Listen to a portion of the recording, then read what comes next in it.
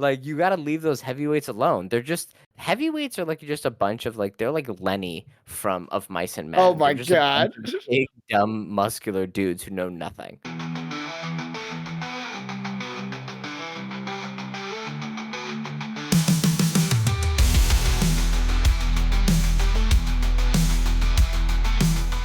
All right, welcome to another episode to Fight Fans. We talk about all the things in combat sports. I'm one fight fan, Colin.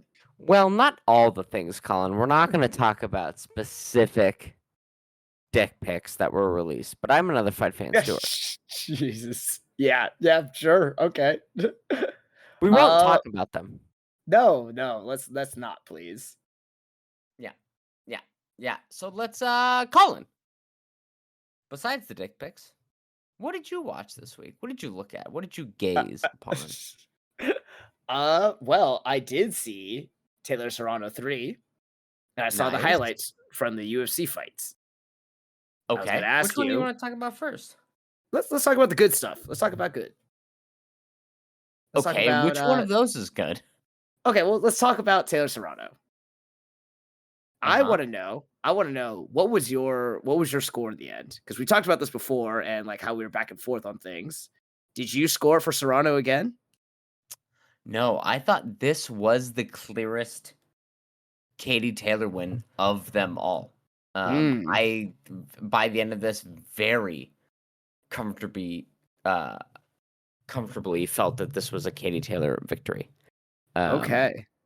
how did you score it? I don't remember my exact like how many rounds, but I think I gave the first 3 to Taylor. I think maybe I gave the 4 through 6 to Serrano, and then maybe the back 4 or 5, or at least 4 or 5 of the back 6 to Taylor as well. Like, I thought it was a pretty comfortable Taylor win. Oh, okay, see, I thought it was, like, super close, and a lot of the rounds that I gave, like, again, a slight edge to Taylor, but again, I could have seen this one was, for me, more close to the last one I felt, like and maybe it's That's because 'cause crazy.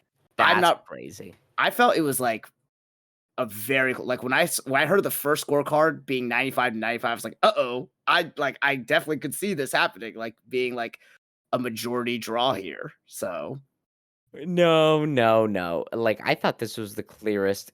I mean, I thought the last fight was pretty clearly a Serrano fight, but then, like, going back and watching it, I go, "Ooh, okay. I can see how you might give it to Taylor. You're probably not wrong either way." I scored the first 2 fights for Serrano, over Taylor, but, nothing terrible. This one felt pretty definitively like a Taylor fight to me. It didn't feel like as much of a toss-up as the first 2. hmm. Um, Well, I still haven't it seen the felt first one. I didn't rewatch the second one, and this one just felt my god. really close to me because I didn't wanna be influenced on this going into this 3rd fight. I want to just watch I it, like, I clear. guess it felt kinda close, but, like, I don't know, man, like, Serrano fucking was out there shadow boxing half of the fight. Mhm, She was throwing, like, 3 or 4 punch combinations that were 6 inches away from Taylor's face, mhm. and then the commentary would be like, "Oh, she's throwing out the jab, just see what the reaction would get." And it's like, "Yeah, but you've thrown 50% of the punches that you've thrown have no chance of landing, and they don't even seem to be a feint. It seems like you're kinda, like, shadow boxing out there. Like, I don't know what you're doing." Um, yeah, it was like it wasn't a bad fight by any stretch. I think the first 2 fights were so electric that we kinda downgrade this fight to go like, It wasn't as good." Right? Because I think we're imagining, well, it's just gonna be a continuation of their first 2 fights where they fucking go buck wild at each other, and Right. then they really slowed it down. Mhm. The thing Yeah. was, Serrano in those first 2 fights, her success came from the chaos and the high volume pressure that she put on Taylor. And so to find her coming in and going, "I'm gonna have a game plan where I mute my own offense and mute my own pressure and volume," I go, "Well, this just feeds into what Taylor likes to do." And it felt like Taylor had an answer for everything. Like, the Mhm. entire time, it felt like she was countering when she got put into the corner, she would box out of it very effectively, and I never saw Serrano really doing anything to, like, capture the momentum of the fight at all. And so I went, "Ugh, this is not This is not super good. Mhm. No, I agree with you, and like I said, I scored it for Taylor, winning the fight, but by a very slim margin. I did find it interesting that Serrano made such a big adjustment, especially when she had found success in the first 2 fights, but I guess the argument could be made like, okay, she quote unquote she lost the first 2 fights, so she tried to make a big change, with it, but, you know, just didn't go her way, so Yeah, I don't know. It struck me as like kind of like the like classic like MMA fighter overcorrection. Like it really struck me as kind of like Amanda Nunes coming out against who's the fucking champion right now? Who's not Kayla Harrison? Raquel Pennington. No, not Raquel Pennington. Juliana Pena. Right. Mhm. When Amanda Nunes lost to Juliana Pena, rather than learning how to defend against the jab, she went, I'm gonna learn how to fight southpaw. And you go, that's a way over correction. You could have done 3 or 4 things that are a lot easier to like implement, and you could still have the major successes you had in the previous fight without any of the like defects. And Serrano went, I won off of aggression, pace, and pressure. What I'm gonna do is take away pressure, take away pace, take away aggression, and then I will outslick Katie Taylor. Mhm. And it's like, why was that your takeaway? I can understand that after 10 rounds of fighting, you would go, I don't want to get thumped up anymore.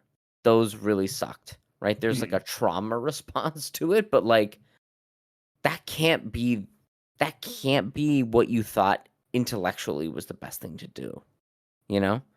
Let's go. I need to dramatically change the style that I had that got me within like an inch of winning each time. Mhm. Right. Rather than going, I'm gonna make minor adjustments and that's gonna make up that inch. Going, I'm actually gonna like change the entire complexion of the fight. Seems a little wild to me, man. Seems Yeah. wild. It was like I said, definitely a big adjustment. So I'm actually more about some of the stuff than I do, like the coaching and the background, especially with some of these fighters that I don't know in the boxing world.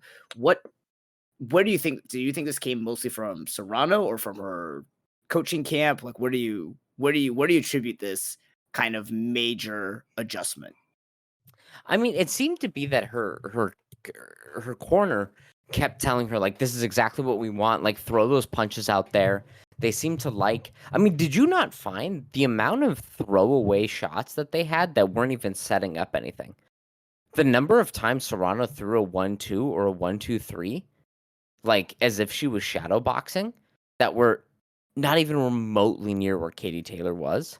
Mhm. And then she would reset and then kind of circle and then throw the 1-2 again. And it wasn't even like a, because I understand a throwaway 1 or a throwaway 1-2 when you're in range so that you can set up, you can draw out reactions so you could land the 3, or you throw the jab so that you can go to the body with a cross, right? Right. You're getting the hands to move. But she would be, I don't know, 6 inches, a foot away from even landing, and Katie Taylor wouldn't even react because she knew this punch is nowhere near me.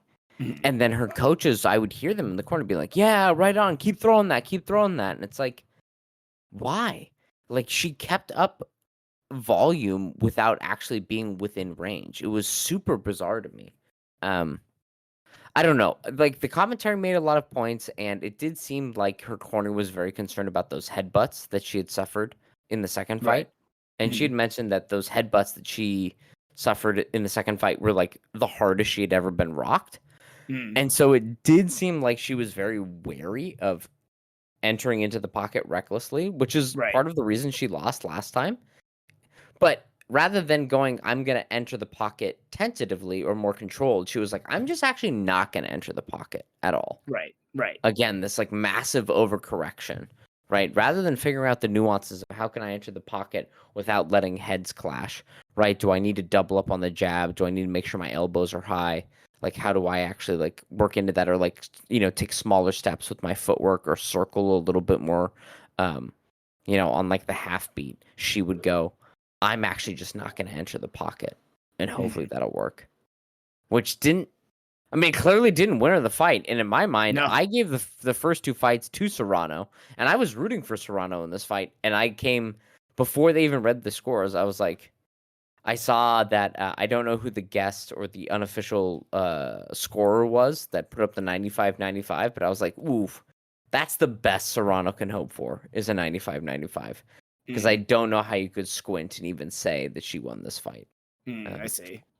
yeah. So a disappointment because I wanted Serrano to like come out there and like show what she was made of, and she had done that for 10 rounds. But maybe the wear and tear of that was too much for her. But Right. it definitively puts Katie Taylor, like we said last time, what are the stakes of this? Kind of with a bullet. Katie Taylor is the pound for pound best female boxer of all time. Yeah. Yeah. Um, yeah, I don't know. Any other takeaways that you had? Like, did you? I will say the production value was pretty good, Yeah. I mean, Netflix right? did a good job, and I was wrong. I think they said 20 million people tuned in for it, so like that's pretty significant. I think that's more than what the NBA finals had this past year, so for one of their Damn, games. yeah, So like that's pretty good. And for all women's card, I think that was a good showing. I think boxing needed that. I think combat sports needed it if they want to have a chance to move on to a streaming platform like Netflix. So I think this does bode well for other future cards and promotions. So but yeah, I was very impressed overall with the production value, just the overall uh the fight quality, and I again I thought it was a good fight between them. Again, we were kind of spoiled for the first couple fights. Again, I only saw the second one. I haven't rewatched it since. I want to come into this fight, so I think watching these three fights now, knowing what I know now, will be able to put things more in perspective for me. Because like I said, like I didn't know anything about these women until you brought them up when we talked about the Tyson Paul fight. yeah. It's because So you hate women. Makes sense. yeah, that's It's me.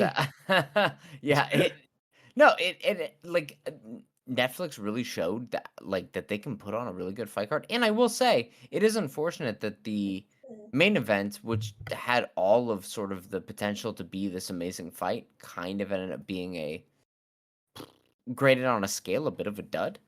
Same with the co-main event. I don't know if you saw the Baumgartner and I Miranda did not. fight. Was that the fucking like $3,000 or 3,000 odds one? Yes, yes, it That was. that's And Miranda did pretty good. I mean, like it was again a bit of a dub fight. I think like Baumgartner did not perform as well as we thought, and Miranda like outperformed expectations, and it wasn't super entertaining to watch. Um, but like high drama in there. But I will say like the Shadeja Green and Savannah Marshall fight, and then the Ellie Scottney and I can never pronounce her first name, but Mercado fight. So the two fights that opened the main card, like mhm. absolutely thrilling fights. Like Okay. very entertaining, good fights to watch. Overall, big swings of momentum, like very exciting. I thought great fights to start off the night. The production value as well, like leading into it, I thought was fantastic. It was. I mean, especially grading it on a curve, we're trying to grade it as this like, oh, you're only number two in Netflix, but like compared to the first Netflix boxing card, which had Jake Paul and Mike Tyson, which fucking sucked, right? Like, this was a legit good night of boxing, right? It wasn't Mhm. the instant classic that Taylor Serrano 1 and 2 were, but for a four fight main event or main card, this is very good, especially because it was free. Yeah. Um, and it showed that Netflix can do this shit and should continue, I hope, to do this shit.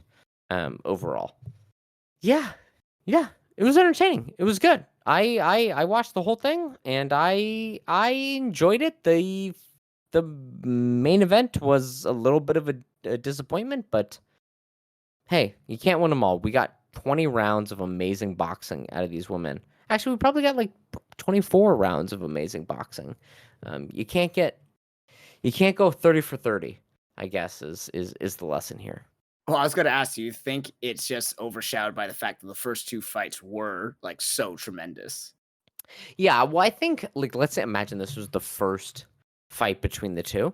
I think we wouldn't have called for a rematch, Hmm. right? We would have been like, all right, that was a good fight. Like that was a decent fight. Nothing that we'll like super remember. But we got our definitive answer. I think it was because those first two fights were like truly sensational. To use a MMA analogy, it was like Yuan Jacek and Zhang Weili when they Mhm. first met, right? Like an all-time great women's fight, and like an all-time great fight regardless of gender. Um, and that was what their first two fights were. For 20 rounds, they had that shit. Right. And Right. then we're like, great, let's see the extension of that on Netflix, on this big platform, the biggest platform they're going to receive. And then it was the least thrilling of their 30 rounds of fighting. So you Mhm. go, what a bummer. But overall, good. And also, like, these, Katie, I think Amanda Serrano's 36, Katie Tator's 39. Getting old, man. Like, it's just, you can't be going Yeah, out man. there and fighting to the death every time. It's crazy. Yeah. Um, yeah, It's tough. It's tough. yeah. But worthwhile to go back. I don't know about go back. I mean, Shadeja Green might fight Clarissa Shields coming up. I think Clarissa Shields will probably school her. But Mhm. cool to see her. She's been getting promoted by Jake Paul ever since he like fought Ben Askren. Shout out to Ben Askren, by the way, surviving staph in his lungs and a double lung transplant. Transplant. Yeah. Yeah, did Jesus. you see that shit? Down to 140 pounds now. Did you see his Dude, video in the hospital? he's not recognizable. No. Like if you just played me a video and said, "Tell me who this is," I'd be like, "I have no idea." Yeah, it's ugh. And got denied by his healthcare. Yeah. Um, Jesus. they just looked at him and they went, "Nah, let him die." Uh, that's nuts. Anyway, how did we get on that? Oh, Jake Paul's been promoting Shadeja Green since that Ben Askren fight. And now she's in line possibly to fight Clarissa Shields or uh Layla Ali. On the broadcast had said she Hmm. might come out of retirement to fight Shadeja Green. Wow. I don't want to see Layla Ali. I don't really have any interest in ever seeing a 41-year-old woman fight or a 41-year-old man fight. Yeah. But that would be a nice economic boost to Shadeja Green's selling ability. So why not? Mhm. Why not?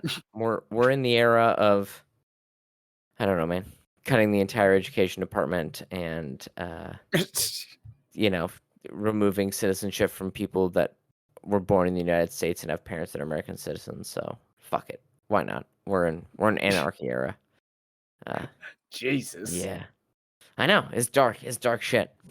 Um, anything else to say about this Netflix card? Again, No, I mean, I was pleased by it. I think it was good, and I I'm was just happy that it pleased by performed. it. What a, I was pleased by it. What a like a baron throwing like a meager amount of coins to peasants. I was pleased, meh. No, I'm saying because look, first of all, when the first boxing card that they had so many streaming issues. Now, that was because of the amount of just Yeah, viewership man. It that kind of was the overloaded most there. watched sporting event in North America in the world in like, I don't know, 20 years. Yeah, but at the It's just same wild. time, the fact that they were able to okay, well, again, we talked about this on last week. There was no promotion for this card at all. Tell me one ad, tell me one promotional video or press conference that they did for this. Did they do any? Well, now I didn't here's the see thing. any. I Like, saw a thumbnail on Netflix. great. I mean, I are, saw a thumbnail for Love Island as well. Like, are come you on. are you plugged into the current digital landscape though? Like, because I gotta imagine Jake Paul's YouTube channel and Instagram had this promoted. Are you following them? No, Are I don't you follow Jake Paul. Fuck that. hooked into the TikTok osphere? No. Like, okay, so yeah, you're like one of those dudes who's like 90 years old and is like, I haven't seen anything about this new thing. And it's like, yeah, because nobody's playing shit on the radio anymore, man. Like, there's Okay. whole new areas for advertising. This is going way down the rabbit hole now, but okay, the people who are Take me there. on TikTok and YouTube, are they the ones who are being marketed to for this boxing fight? Hell yeah. Early 20s, teenagers, things like that who are on TikTok? Who's got the most disposable income? Teenagers, people in college, man. They're on daddy and mommy's paycheck, and they're the ones, and they're the future spenders. right? The most valuable demographic is 18 to 25, usually males, but now females, and it's actually trending more and more females, 18 to 25. Hmm. That's where they're at. So, you and I, outdated. Outdated. I guess so. Like, but Yeah. yeah, I did not see a single promotional piece for this card and these fights. Well, do you And the have like fact that 10,000 ad blockers installed too? I mean, sure, but but but my point is like the fact that it didn't have the kind of promotion that really any other fight that we watch or are interested in, and still outviewed like any recent UFC card. Like, Oh, it definitely. I mean, the UFC 300 apparently didn't even break 300,000 pay-per-view buys. Like, okay, there you go. Like, yeah, yeah, so uh, so this is a yeah, hundred times better, basically. yeah. Except you got to think about it like point of purchase. Now maybe people had ads on. I don't know, but yeah, it did better. It wasn't like the bust I think we're afraid of like 100,000 people on Netflix. Like getting a couple million, even 10 million, 20 million is very, very good. It's very Um, respectable. Like I yeah, was I was happy for that. yeah.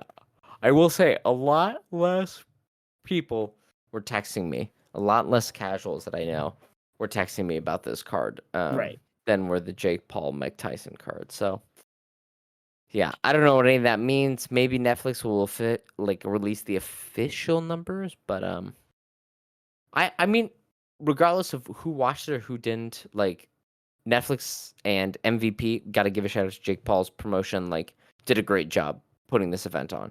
Like, Yeah, sure. fantastic Yeah, yeah, stuff. yeah. This is great. These are the fights you want in women's boxing. Katie Taylor, number one, pound for pound, as much as it hurts me to say, because I love Amanda Serrano. Amanda Serrano, I think, going 0-3, gonna have to take the number 2 spot, sadly.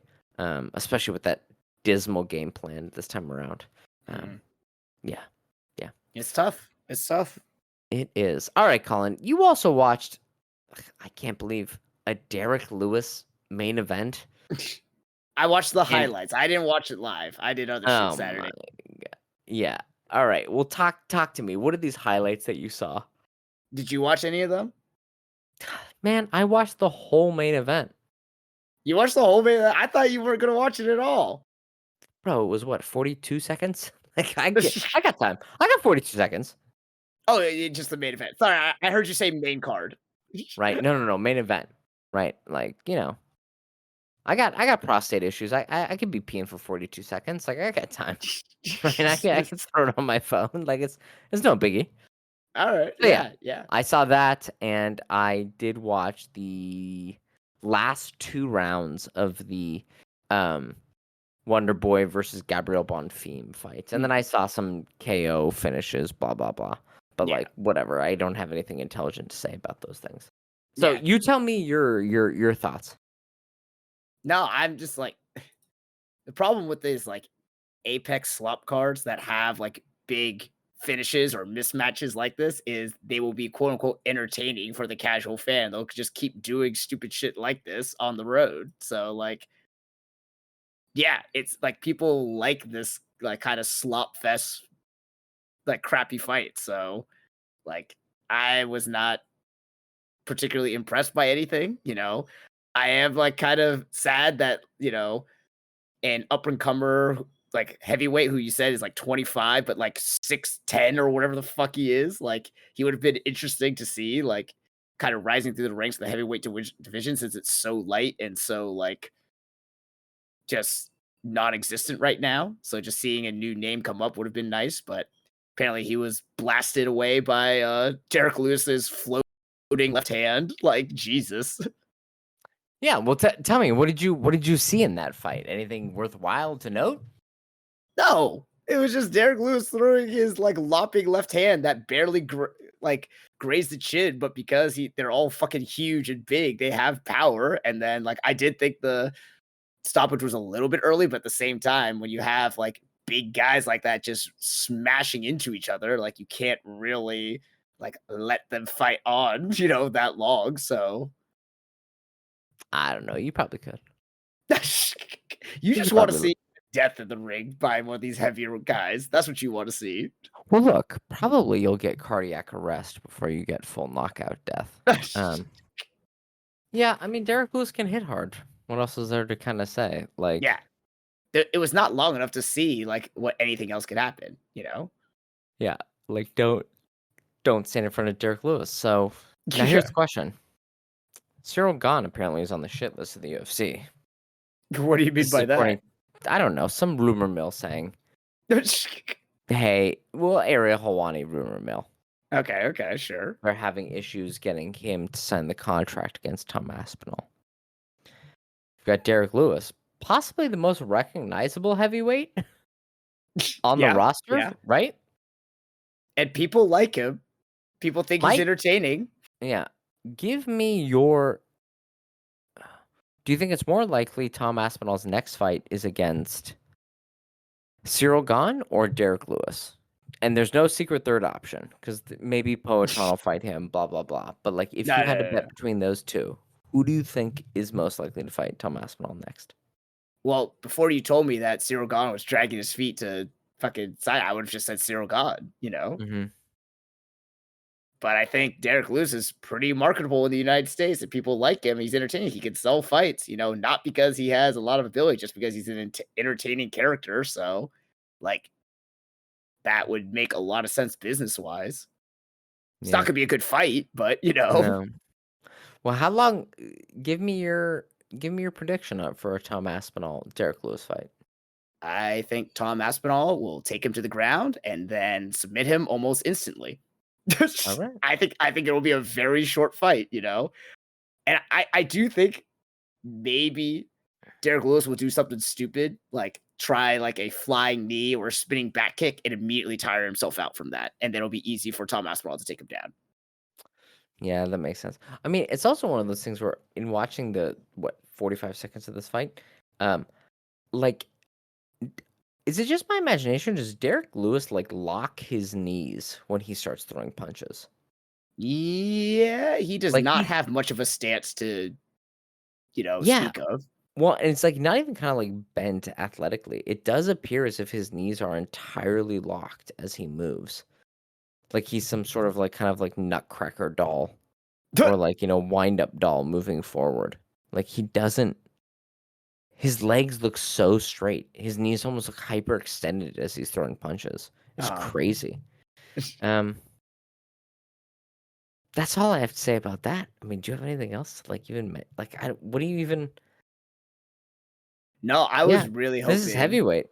Yeah, I was really hoping Dawson Teixeira would show something that could get me a little bit mildly excited for, the heavyweight Well, division again. But he covered up appropriately and kept his elbows up and like tucked in appropriately. It's just like you can't take a Derek Lewis haymaker to the face even if you're guarding appropriately. right. Yeah. So like don't do that. Like Yeah. I'm glad you have like guard discipline, but it's just not gonna work against these big uglies, No, you know? no. It So, feels bad, man. Like welcome to America, man. And then apparently Derek Lewis calling Trump afterwards to like have a conversation with him, like wanting just to talk to Trump about something. oh Jesus. Apparently about the Epstein files, which don't exist. I don't know if you've been keeping track of that, but they just disappeared or never Yeah. existed. Or Yeah. Obama made them up and then deleted them. I can't keep track of what's been going on. What a Whatever. what Fuck this. what a, yeah. Anything else from this card? Do you think Wonder Boy's done? I don't know, man. The last two rounds, I thought he won. Mm. So the fact that he lost, I was like, oh, that's the gash on his shin, Oh. the cow vagina that opened up on his shin. Dude, a giant gaping wound on this dude's shin. It was horrific, down to the bone. Hasn't he had injuries like that before too?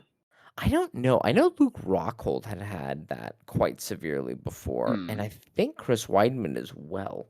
I don't know about Wonder Boy.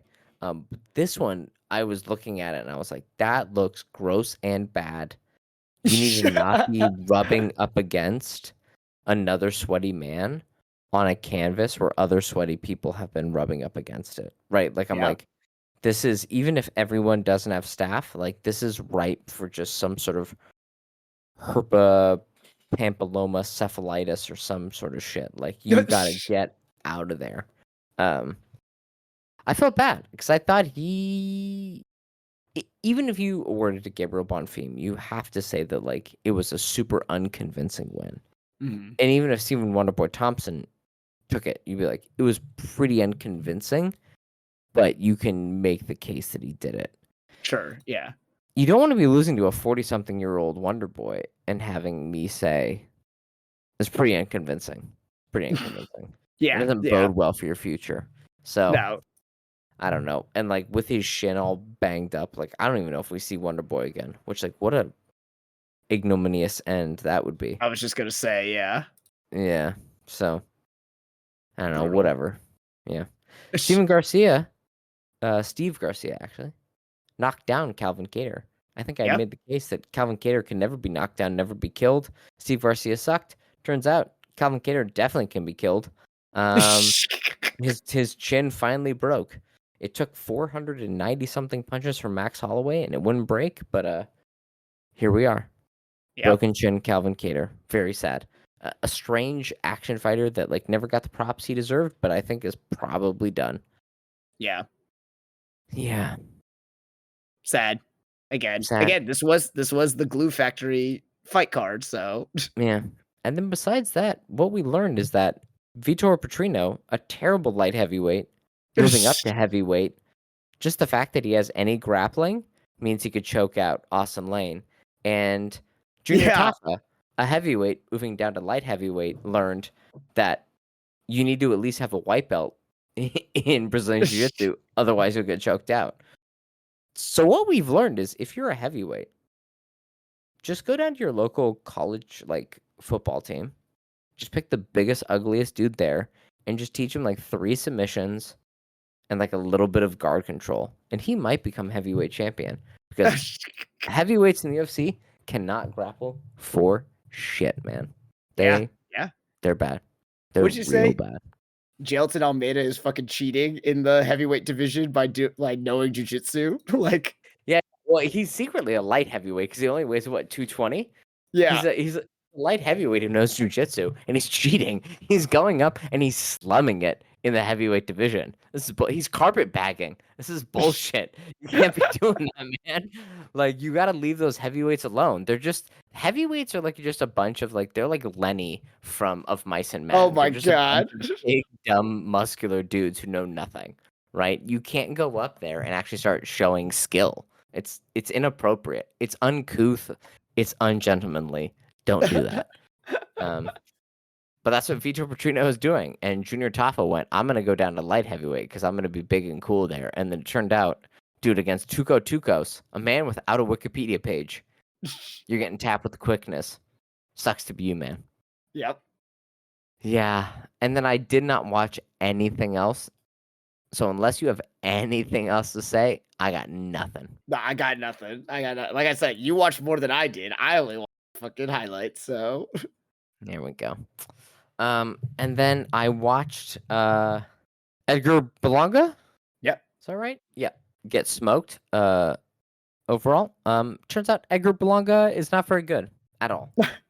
Like actually not a good boxer, which is crazy because he got smoked in 3.5 rounds. Yeah. And Canelo Alvarez couldn't get him out of there in 12. Yeah. Yeah. Which again, I will assert now on record, the year of our Lord 2025, July 14th. We're recording this at the stroke of midnight, moving into the 15th. I will say that Canelo Alvarez will be finished in the 10th or 11th round in his next fight. I think Crawford. James Crawford. Yeah. Yeah, I think Crawford finishes him because I think Canelo is significantly more washed than we're all ready to admit and see. Because the fact that he couldn't finish Berlanga and Berlanga just got outclassed for 3 rounds and then absolutely demolished shows that, like, dude, Canelo is Canelo has masterfully been over the hill for maybe like the past 4 years, and none of us have noticed it because of how well Mm. he's managed his career. But he's been so far over the hill. He's convinced us, oh, maybe he's just coming over the hill. Dude, that shit was years ago. It's like do you remember True Detective season 2? There's that scene where fucking Matthew Vaughn is like walking through the desert and he's talking to like the ghostly Vince Vaughn? apparition. Who did I say? Matthew Vaughn? Who's Matthew Vaughn? No one. There's no Now one there named Matthew Vaughn. Okay, hold on. In the history of the world, there has to have been Okay. at least one man named Matthew Vaughn. There is no actor in True Detective season 2 named Matthew Vaughn. Sure. Okay, Matthew Vaughn is a filmmaker, though. Hold on. He did all the Kingsman movies. He did Argyle, Kick Ass. I just mistook two Vaughns from Hollywood who were both large white gentlemen. Okay. Anyway, Vince Vaughn in True Detective season 2, he's walking and the ghostly apparition of his wife is talking about him and goes like, I'm not gonna die, not yet. And she goes, oh honey, like you died back there. And he looks back and he sees his body like 100 yards behind him. That's kind of what Canelo Alvarez's career is, Oh right? my We've all god. been convinced, oh, he's still good, he's still alive, he's not gonna die for a little bit. And like really what we're learning, and I think what we're learning in this Crawford fight is like, oh honey, he died all the way back there. The best of Crawford or the best of Canelo was actually the Caleb Plant fight all the way back in 2021. It happened all the way back there. And then Jeez. everything else has been a decline from there. So I watched that fight. Yeah, Berlanga sucks. And then I watched Shakur Stevenson fight William Zepeda, and that fight is fantastic. I highly recommend you go back and watch it, Colin, and Yeah. everyone who listens. Shakur Stevenson absolutely slaps in this fight. All right. He takes Zepeda to school, and Zepeda makes a very good accounting of himself. But this shows that Shakur Stevenson, masterful, a masterful boxer. And dude, it makes me want to see Tank Davis and Shakur Stevenson so much more. Even though I think Tank Davis at this point is probably pretty checked out and probably would get hurt by Shakur Stevenson. Mm. But a very good fight, very entertaining to watch, and very entertaining in the way that like watching a Floyd Mayweather fight was entertaining, where you go, wow, it's so amazing to watch this one person absolutely school this other person. Wow. All right. Yeah, I will go back and watch that fight then. Thank you. that's everything from this weekend, man. Yeah. Yeah. I mean, what do we talk about? Do we talk about what's coming up this weekend? Because we got a shitload of stuff. Well, you told me that there's and I wasn't even aware that there are 2 boxing cards coming up. There are three. Oh. 3 on July. Well, I mean, technically there are 4 on July 19th, but we're not going to talk about the 4th one because it looks like dog shit. But we have one in Frisco, Texas. Bam Rodriguez. I told you about this guy, right? He's the junior bantamweight. He's like the young kid who's absolutely untouchable. He's fighting against Pumalele Kafu. I have no idea who this person is. It looks like a mandatory for Bam Rodriguez, but Bam Rodriguez, fantastic. I will not watch it. I'll probably watch it on replay. Okay. But he is leading his own card. There's other people fighting on that card who none of them I know. Early in the morning, you have the rematch, and now for the undisputed 4 belts, Alexander Usyk versus Daniel Dubois. Oh yeah. That'll be very good. We get to see Usyk fight again. You know, I love me big ugly Usyk. Yeah. Fantastic. Daniel Dubois dropped him. Now, was it a low blow? Was it not? I don't know. There's 10,000 conspiracy theorists on YouTube you can go to. They've got zoomed in footage. They've got the approximate dick to ball height ratio of every man on earth. They'll let you know what's a low blow or not. Either way, this fight should take place about 1 p.m. Pacific time, which means Okay. get yourself a little cheeky afternoon beverage. Watch this fight. Fantastic. You can still watch Daniel Poirier later. Daniel Poirier, Dustin Poirier. Jesus, Sorry, what is going on today? I don't know. I'm all over the place. Then you've got later that night. You've got UFC 318, right? Dustin Poirier, There you go. Max Holloway, Paulo Costa, Roman Khabibov. Getting all their names right. You also have Manny Pacquiao coming out of retirement. How old right. is Manny Pacquiao? 49, 57, 66? How old Come is this motherfucker? on. Come He's old, on. right? I mean, He he's is. past 45, isn't he? I It's think it's 46. yeah. 46. Motherfucker's old against Mario Barrios. I think Mario Barrios is going up in 2 weight classes to fight Ooh. Manny Pacquiao. But Manny Pacquiao is old as shit. And then you also have Sebastian Fundora against Tim Tszyu, which is fantastic. And then the what had been one of the best fights of the year so far, Isaac Cruz against Angel Fajero. Like uh, an amazing blood and guts fight that we had talked about, I believe, earlier this year or later last year. Yeah, Like, you had mentioned it. Yeah. yeah, a super amazing fight. So those 3 fights by themselves, I mean, make the card overall. Um, these are great fights, and then we have UFC 318 on top of that. So, Colin, for Friday, like, what do you want to talk about? What should we talk about now versus what we talk about then? Ooh. Well, we said we were going to make picks on this UFC card. So why Well, don't you all give right. me the quick rundown for some of these boxing cards that you are excited about? Oh my God! All right, Alexander Usyk, Daniel Dubois. That's really the Before, only one. That's really the only one. Like, yeah, before Usyk showed that he's one of the greatest pound for pound fighters of all time and the best, possibly one of the best heavyweight fighters of all time. Uh, when he defeated Tyson Fury twice, he defeated Daniel Dubois. Um, the big note of that fight is that Daniel Dubois, I believe in the 5th or 6th round, dropped Alexander Usyk with either a low blow or a body shot. You can decide where that was. Some people say, ooh, that's kind of close to the dick and balls area. Some people are saying, oh no, that's definitely lower abdominal region. Therefore, Usyk is definitely going to get hurt to the body, and Daniel Dubois is the guy to do it. If you look at the training videos recently, Daniel Dubois has been training extensively and going to the body, going to the body, going to the body. I posit, though, that Tyson Fury also tried to go to the body and was unable to defeat Alexander Usyk. And so I think this is Alexander Usyk is going to kind of correct the record here with Daniel hmm. Dubois and show that he truly is the greatest heavyweight of this generation, one of the greatest heavyweights of all time. However, Usyk's getting old. Time catches up with us all.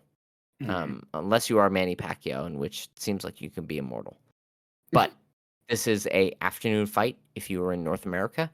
This should be a fantastic fight. And again, this is for all 4 belts because the IBF decided they were going to go, nah, this is our belt. We're going to take it somewhere else. We're going Oh, to give it to right, Anthony right. Joshua.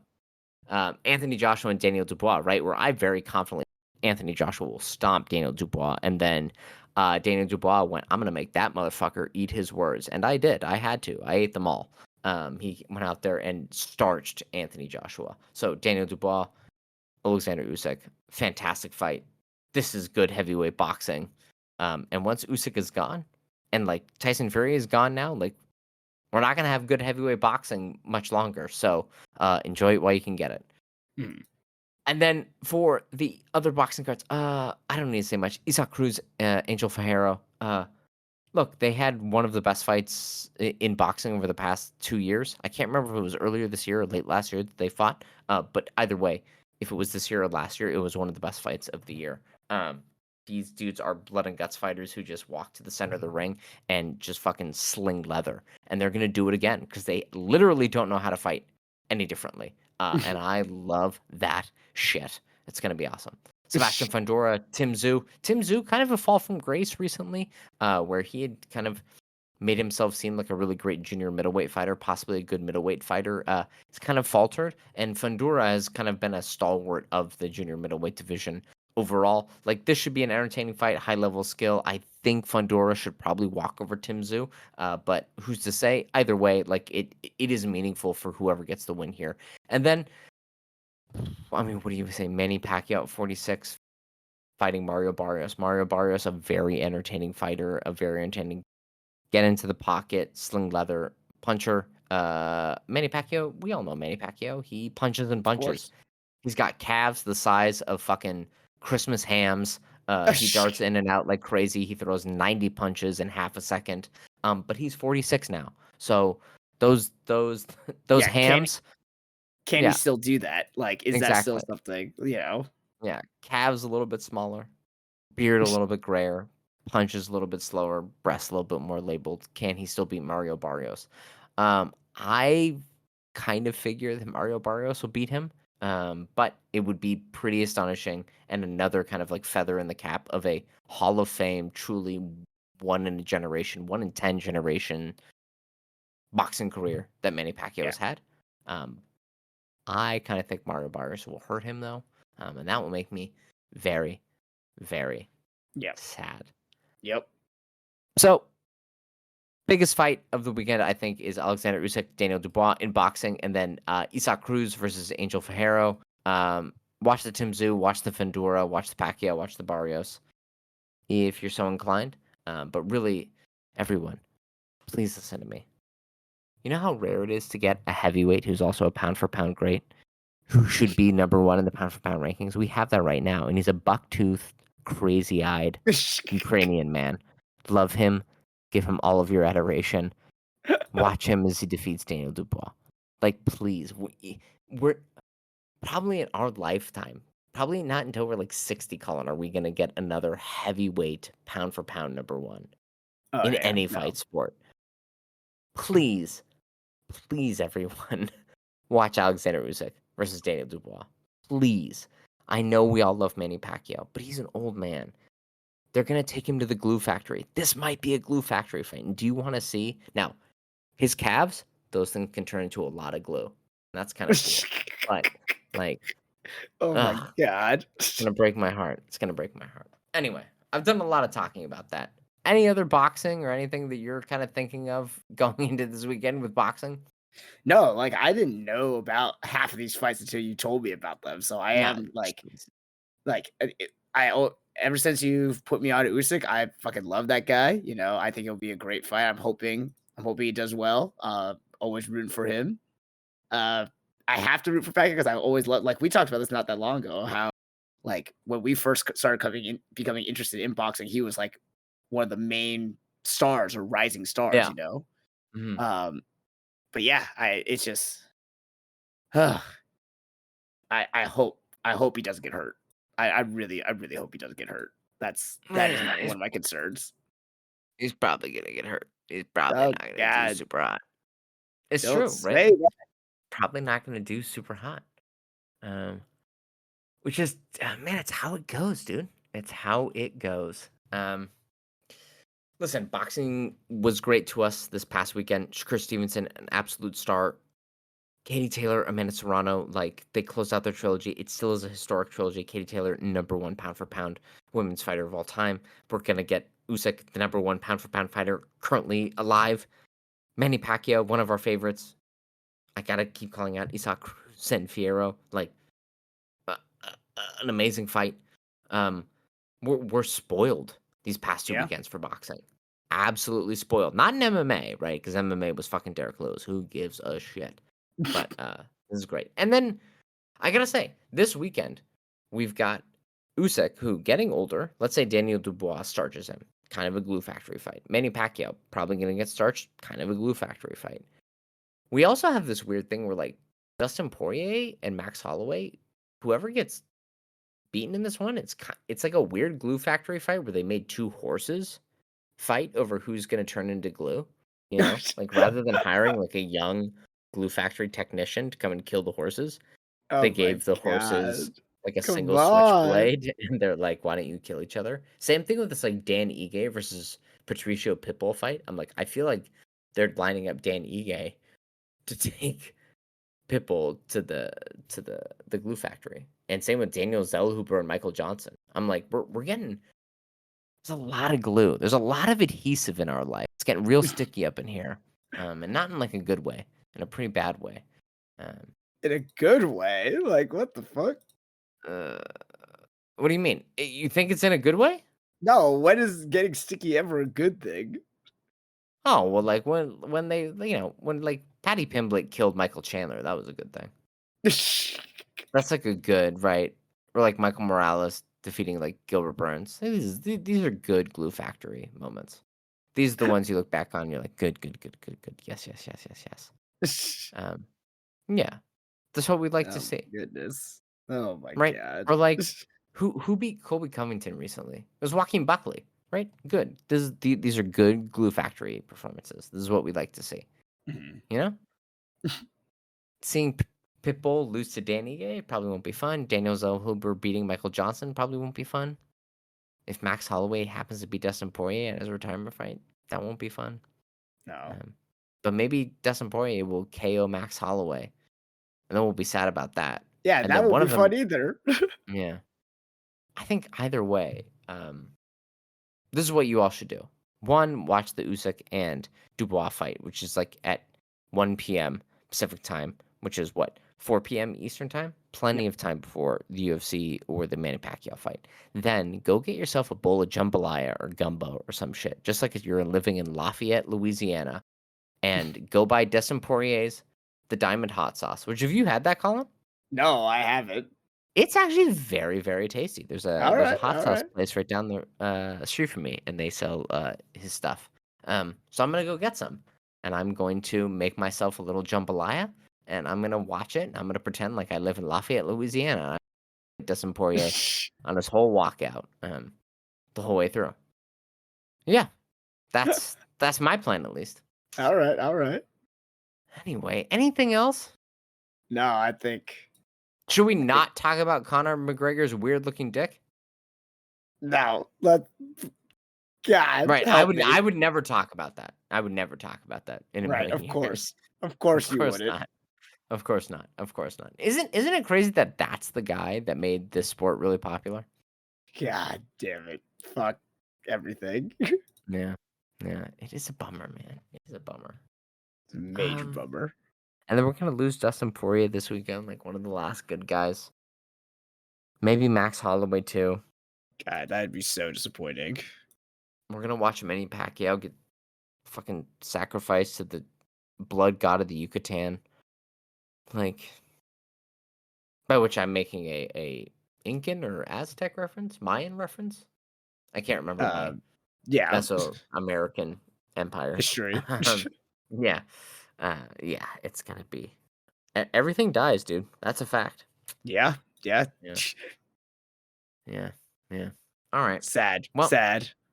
anything else from this weekend? We're looking forward to next weekend. No, I think it's Again, good. even with the good fights, little tinge of sadness the whole way through. When are we just gonna get to the fun fights? When is it just gonna be Josh Van and Peyton Talbot and all of these young, and we're gonna be like, wow, this is so fun.